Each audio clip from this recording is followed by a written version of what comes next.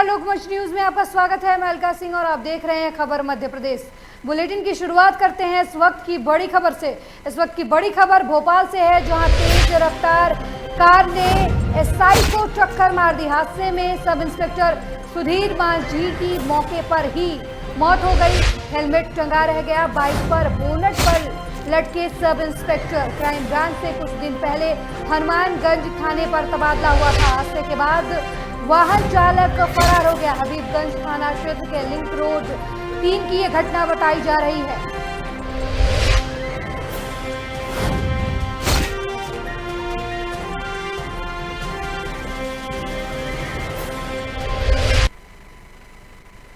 वहीं nurses staff बुधवार से हड़ताल पर चले जाने से जिला अस्पताल के वार्डों की व्यवस्था बिगड़ गई है।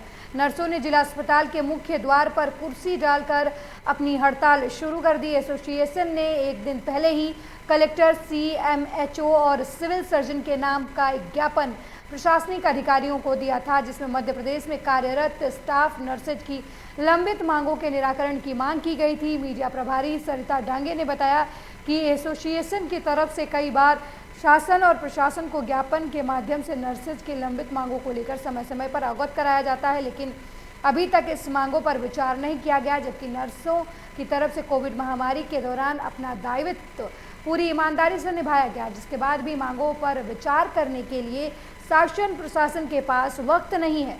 ऐसे में नर्सेज अपने आप को उपेक्षित महसूस कर रही हैं और आंदोलन करने के लिए विवश हैं। इनकी प्रमुख मांगों में उच्च स्तरीय वेतनमान अन्य राज्यों की तरह मध्य प्रदेश में कार्यरत सभी नर्सों को दिए जाए, पुरानी पेंशन लागू करने की योजना, कोरोना काल में शहीद हुए स्टाफ नर्सेज के परिजनों को अनुकंपा नियुक्ति दिए जाने के साथ 15 अगस्त को राष्ट्रीय कोरोना योद्धा अवार्ड में सम्मिलित किए जाने की मांग शामिल है। स्कूलों की फीस कम करने की मांग को लेकर स्कूल शिक्षा राज्य मंत्री इंदर सिंह परमार के बंगले पर पहुंचे पालक संघ के प्रतिनिधियों से चिढ़े हुए बोले मंत्री इंदर सिंह परमार ने कहा कि मरना है तो मर जाएं। शिवराज सरकार में मंत्रियों और प्रशासनिक अधिकारियों का घमंड चरम पर है, जिसके बाद कांग्रेस में मंत्री इंदर सिंह परमार के इस्तीफे की मांग जोर पकड़ चुकी है।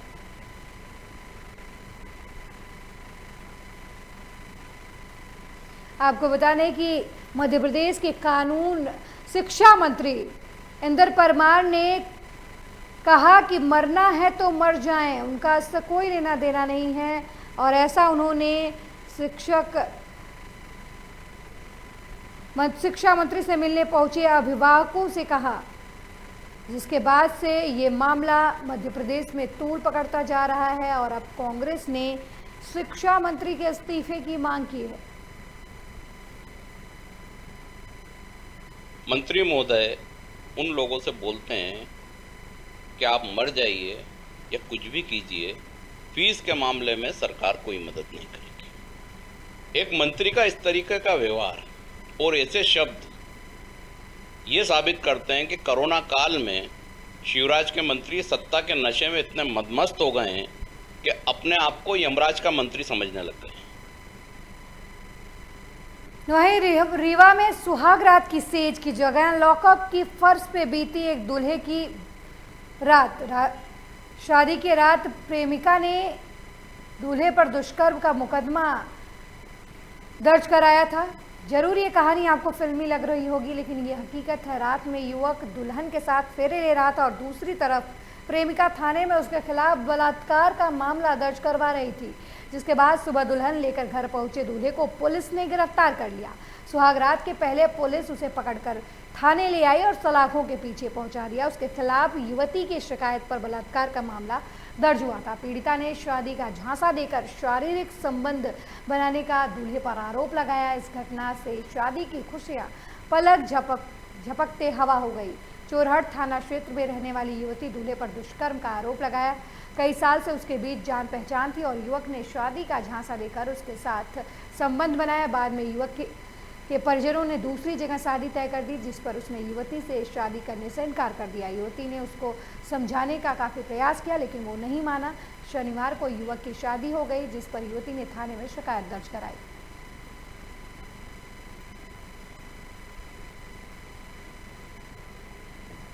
हाँ, ये परसों रात्रि में एक शादी हो रही थी। उस शादी के समय एक युवती उपस्थित होकर बताने लगी कि ये जो शादी कर रहा है ये मेरे साथ पिछले 10 वर्षों से संपर्क में था, लिविंग रिलेशन में रह रहा था। उसकी शिकायत पर से चोराटा पुलिस में एक प्रकरण पंजीबद्ध करके विश्वविद्यालय थाने को भेज दिया। विश्वविद्यालय थाने ने प्रकरण की विवेचना करते हुए आरोपी को गिरफ्तार कर लिया है और मामले की विवेचना की जा रही है।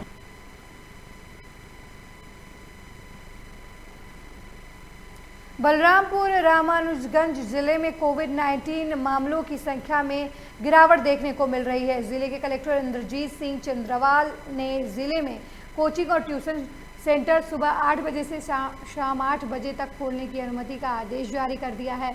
कलेक्टर के आदेशानुसार कोविड प्रोटोकॉल के पूर्ण पालन के साथ ही मास्क और सोशल डिस्टेंसिंग का पालन करना अनिवार्य होगा और नियमित सैनिटाइजेशन सहित अन्य शर्तों का पालन करना होगा। इस आदेश का उल्लंघन करने पर आपदा प्रबंधन अधिनियम के अनुसार कार्रवाई भी की जाएगी।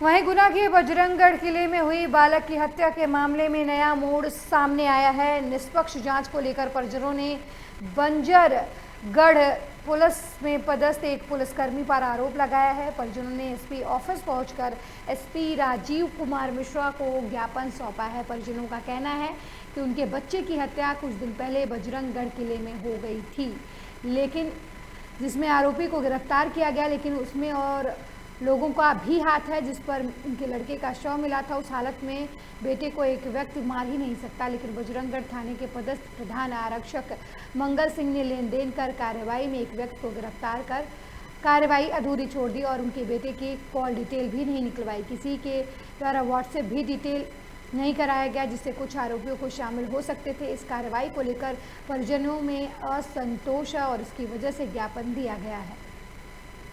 मेरे परिवार वालों ने बजरंगगढ़ थाने में जाकर जानकारी ली तो उसकी हत्या शो कर दी और जिसका हम लोगों ने नाम बताया था उसका नाम अफजल है, उसी पे केस घुमा के और उसको जेल भेज दिया। मेरे लड़के के साथ जो मोबाइल था, जिसके जो नंबर थे, वो मैंने थाने में प्रस्तुत कर दिए हैं। मुझे शक है कि मेरे बच्चे को एक लड़का नहीं मार सकता। मेरे लड़के को मारने में कई इंदौर अनलॉक के बाद शहर में अपराधों में बाढ़ आई हुई है। ताजा मामला पलासिया थाना क्षेत्र के कनाड़िया रोड का है। यहां रोहन और रुद्र बोरसी नाम के दो युवकों पर सूरज और उनके साथी साहिल ने दूसरों के साथ मिलकर चाकू से हमला कर दिया और उन्हें घायल कर दिया। घायलों को परिजन पहले MY अस्पताल ले गए, जहां उपचार में देरी होने पर परिजनों ने हंगामा किया। घायलों को निजी अस्पताल ले जाया गया। पुलिस की जांच में पता चला कि घायल ने आरोपी के फेसबुक प्रोफाइल पर कोई कमेंट किया था, जिससे विवाद हुआ। बदमाशों ने जब चाकू बरसाए तो उन्होंने कहा कि उनके प्रोफाइल का मजाक बनता है और चाकू मारकर भाग निकले। फिलहाल पुलिस आरोपियों की तलाश में जुटी हुई है।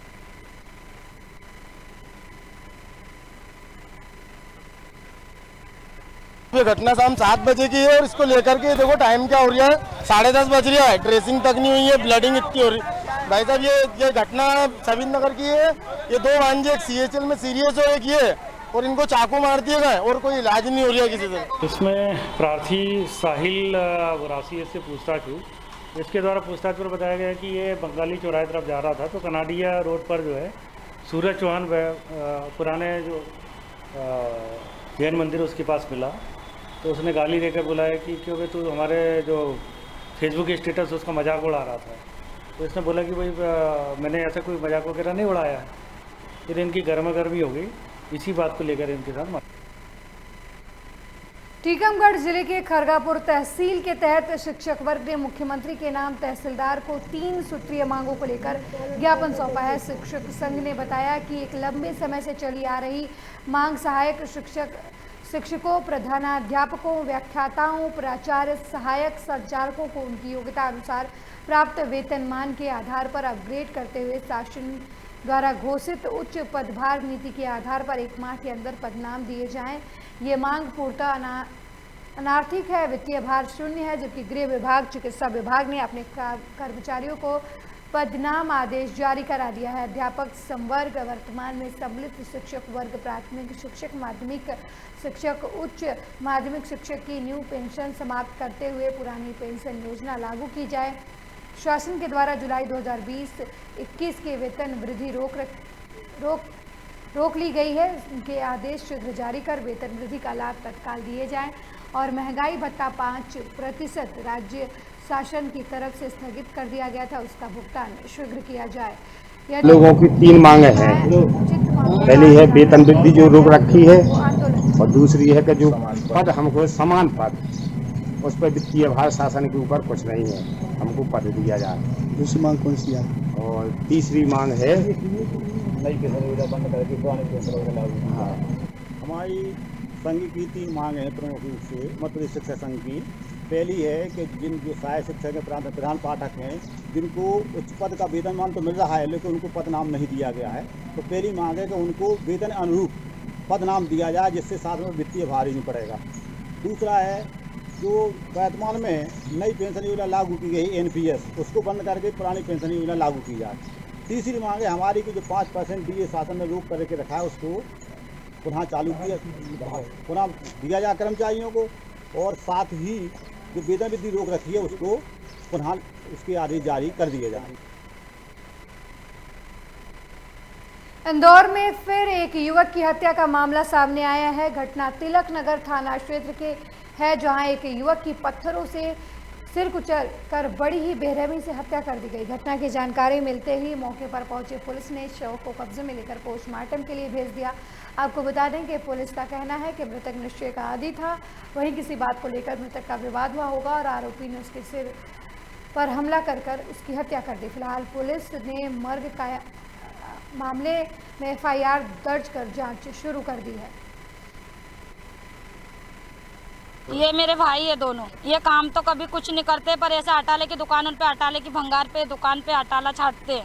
मैंने कुछ नहीं देखा, मैं 2 बजे वहाँ बंगले पे काम कर रही थी, तो हमको यहाँ किसी जेंट्स ने फ़ोन लगा के बोला कि आपके भाई की तबीयत खराब है, तो एम्बुलेंस आ गई, आप में से तीनों बहन में से एक जने कोई भी आ जाओ। तो हम तीनों बहनें साथ में आए। हमने देखा कि वो ऐसा खून में लथपथ पड़ा हुआ था। हमें लगता है कि किसी ने उसका मर्डर किया है, उसे पत्थर से मारा गया है। मेरा भाई बहुत सीधा है, वो भले नशा करता है, सोल्यूशन सूंघता है, पर कभी किसी को मारते नहीं है। वो 1-1.5 घंटे पहले सूचना प्राप्त हुई थाने पे कि एक अज्ञात बॉडी मिली है, जिस पे मैं अपने रावत साहब और थाने का अन्य स्टाफ यहाँ पर आया, देखा बॉडी पड़ी थी, जिसके सर पे चोटें लगी हैं, चोटें हैं सर पे। मृतक का नाम छोटू भंवरी और पिता राधेश्याम, उम्र करीबन 20-21 साल का है, निवासी अमन नगर मूसाखेड़ी का रहने वाला है। परिजन से पूछताछ में ये मालूम पड़ा है कि ये कचरा। कांग्रेस विधायक मुरली मोरवाल के बेटे करण मोरवाल की गिरफ्तारी की मांग को लेकर दुष्कर्म पीड़िता यूथ कांग्रेस के महासचिव से ने IG कार्यालय पर ज्ञापन देकर के लिए पहुंची। दरअसल विगत 2 अप्रैल को विधायक मुरली मोरवाल के बेटे करण मोरवाल के खिलाफ इंदौर के महिला थाने पर दुष्कर्म का मामला दर्ज हुआ था। युवती के आरोप के मुताबिक 14 फरवरी को इंदौर के बाईपास स्थित प्राइड होटल पर ले जाकर उससे कुछ नशीला पदार्थ पिलाकर बेहोशी की हालत में उसके साथ दुष्कर्म किया गया। पीड़िता का आरोप है कि इसी मामले में अब तक विधायक के बेटे करण मोरवाल की गिरफ्तारी तक नहीं हुई है और पीड़िता को लगातार गैंगस्टर के माध्यम से धमकी मिल रही है। करण मोरवाल बड़नगर स्थित उसके गार्डन में रह रहा है और अलग अलग लोगों के माध्यम से उसे धमकियां मिल रही है। यही नहीं, उसके साथी भी फ़ोन पर लगातार ये कह रहे हैं कि उसके पहले भी अफेयर रह चुके हैं। पुलिस कंप्लीट से कुछ नहीं कर रही है। उसके लिए 5वीं लड़की थी, ऑलरेडी उसकी 2012 की FIR है। वो एक लड़के को 2 बार 3 बार अबॉर्शन करवा चुका है। ऐसे लड़के के खिलाफ अगर कार्रवाई नहीं होगी तो फिर कैसे होगा? वो तो लड़कियों की अस्मिता के साथ खेलता है, उसके जीवन के साथ खेलता है। हम लोग मैं वहाँ पे उज्जैन में सह प्रभारी थी, उस टाइम से मैं उनको जानती हूँ, पर वो काफ़ी समय से मेरे पीछे पड़े थे।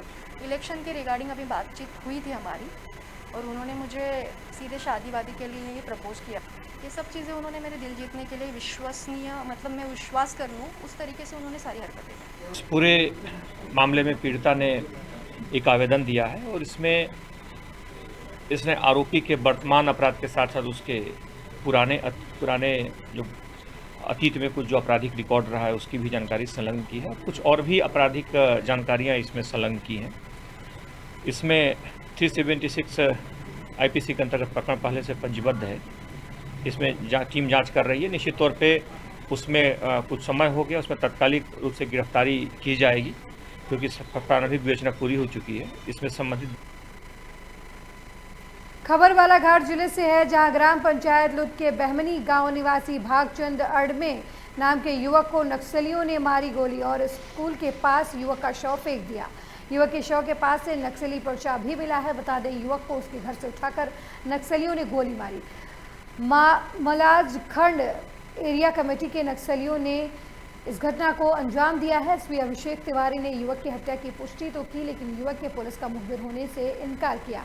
साथ ही हत्या किसने की इसको जांच का विषय बताया। बिचली पुलिस चौकी का ये मामला बताया जा रहा है।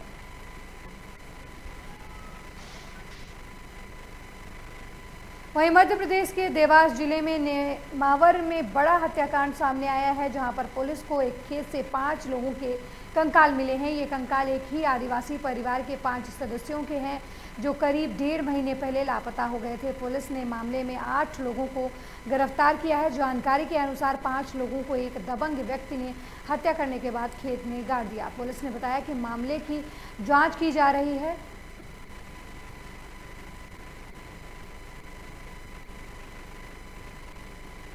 आपको बता दें कि 1.5 महीने पहले एक ही परिवार के 5 लोग गायब हो गए थे। इस मामले में पिछले 1.5 महीने से पुलिस जांच कर रही थी, जिसके बाद अब इन 5 लोगों की डेड बॉडी खेत के अंदर दबी हुई मिली। और लगातार इसकी एक मोबाइल जो थी, जो इसमें मिसका रूपाली है, उसका लगातार हमने 5 टीमें बनाई थी। खंडवा, होशंगाबाद और कई जगहों पे लगातार अभी फाइनली चोरल डैम पे लोकेशन आया था और हम बहुत तकनीकी दृष्टिकोण से और लगातार इसमें कई टीमें बनाकर हम इसमें प्रयास कर रहे थे। और ये पुलिस की मेहनत है कि आज हमने इतने जघन्य हत्याकांड को, इसमें आरोपी को उगलवा कर और हमने आज इस जगह पे आकर हम इन जो 5 लोग हैं उनके लाशों को हम दस्तयाब कर पाए हैं, क्योंकि इतने भरे गड्ढे में इनने वो किया था कि जब तक कोई पिन पॉइंट अगर इन्वेस्टिगेशन हमारा प्रॉपर नहीं होता, जांच अच्छी नहीं होती, तो ये इसको निकालना।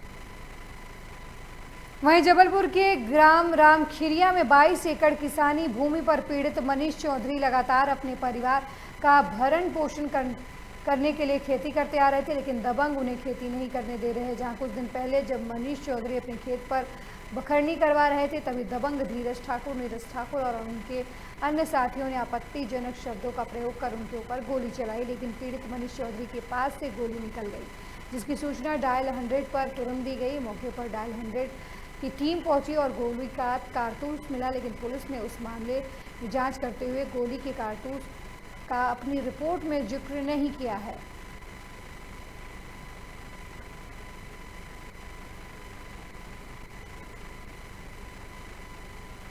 हमारे दादाजी ने मनीष भैया को वसीयतनामा की थी। हम छोटे रहे और हमारी देखभाल के लिए उनको सुपुर्द खेती हमारे दादा उनको सौंप गए। अपने नाती जैसे हम हैंगे वैसे वे भी एक बड़े सम्मानीय, उनने उनके सब कछु करो। हमारे दादाजी ने हमारे सामने लिखा पढ़ी करी थी और उसमें हमारे भी साइन हैं और हमारे चाचा जी के लड़के हैं दूर के, वो भी रहे मौजूदगी में, उनके सामने 2 यानी साइन के वो हैं हमारे अधिकारी। और ये जो लड़ाई हुई है उतनी समय हम भी मौजूद में रहे खेत पे। वर्तमान में हमारी बखन्नी हो रही थी और ये धीरज और नीरज आए और डायरेक्ट इन बोली के कहा भाई कैसे जोत रहे, तो हमारे भैया ने बोली कि हमारे दादा की ज़मीन है हम जोत रहे।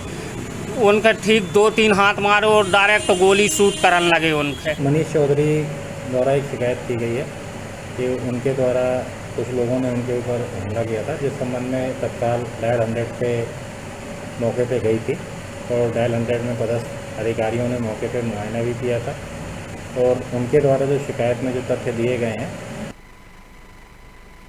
वहीं जबलपुर में नकली रेमडेसिविर इंजेक्शन मामले में सिटी अस्पताल के डायरेक्टर सरबजीत मोखा को गुजरात पुलिस अपने साथ गुजरात ले गई। जेल अधीक्षक गोपाल ताम्रकार ने बताया कि गुजरात के मोरबी थाने की एक टीम प्रोडक्शन वारंट लेकर जबलपुर पहुंची थी। मालूम हो कि टीम के साथ में सिटी अस्पताल के दवा कर्मी देवेश चौरसिया को भी अपने साथ लेकर आई थी। उसे जबलपुर सेंट्रल जेल में दाखिल करा दिया गया है। देवेश और गुजरात पुलिस की गिरफ्त में पहले से आ चुके सपन जैन ने पूछताछ में मौका की भूमिका सामने आने के बाद गुजरात पुलिस उसे यहां ले जाने आई है।